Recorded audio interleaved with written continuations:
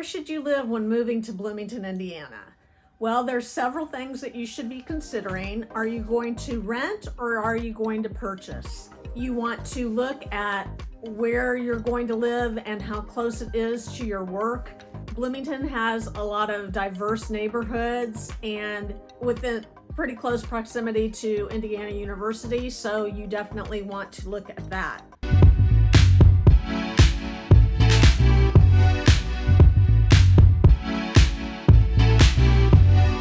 So Bloomington is a town made up of about 85,000 people, with 45,000 of those people being college students. So we are very in tight quarters during the school year, and the city seems to breathe a sigh of relief in the summer because it's much easier to get around town and around campus. So we have a lot of diverse neighborhoods around Indiana University and around town. It just kind of depends on what you're looking for. If you are looking for new construction, you're going to have to go out a little bit. There's not a lot of new construction in the immediate vicinity of like downtown or anything like that.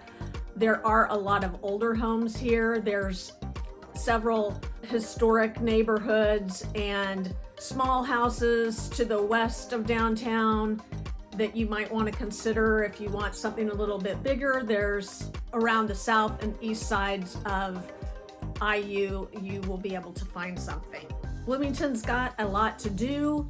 We have a lot of amenities here because of Indiana University, and we have a great farmers market and festivals here, so that's something that you want to take a look at as well.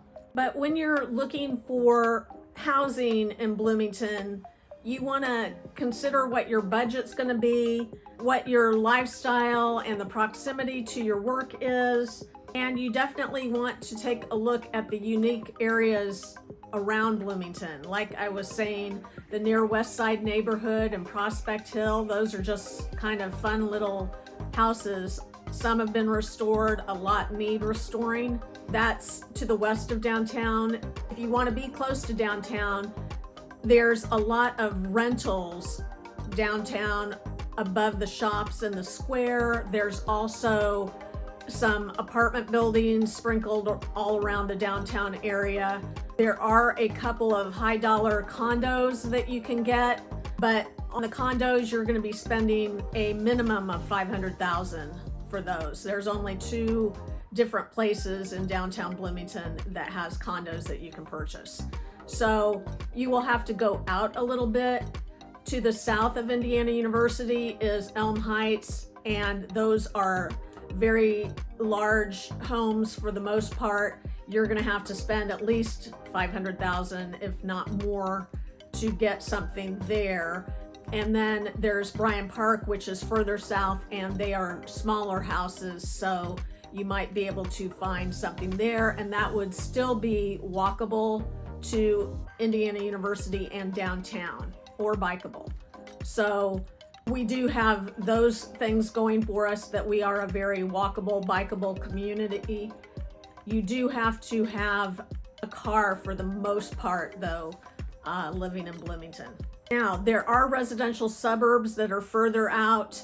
You can go out towards Ellettsville and find the new neighborhoods that are going in, and those houses start probably around $350,000 and go all the way up close to $1 million. In the different neighborhoods, you're going to find that. But I have another video on the new construction neighborhoods that you definitely want to check out, so you can see what all new is going in. But over by the mall is Hyde Park and Renwick Village, Spicewood, some of those older homes that you definitely want to check out if you want to be on the east side. Then there's Gentry and Hoosier Acres. I highlight those in some of my neighborhood videos, so you definitely want to check those out if you want to know more information. All my information is in the description down below, and you will want to educate yourself more on that. So if you want to talk a little bit about the cost of living, housing is 4% higher here in Bloomington than the national average. We just don't have that much here, and it sells really quick because of the turn at Indiana University. So you want to keep that in mind, but housing just keeps going up here. We don't ever really see it go down in price. So, and that would be for rentals as well. As far as transportation goes, you will be able to get a bus pass, and the transit system is very inexpensive to ride, and it goes around most of the neighborhoods and throughout the downtown and around Indiana University. So the public transportation is pretty good for the buses.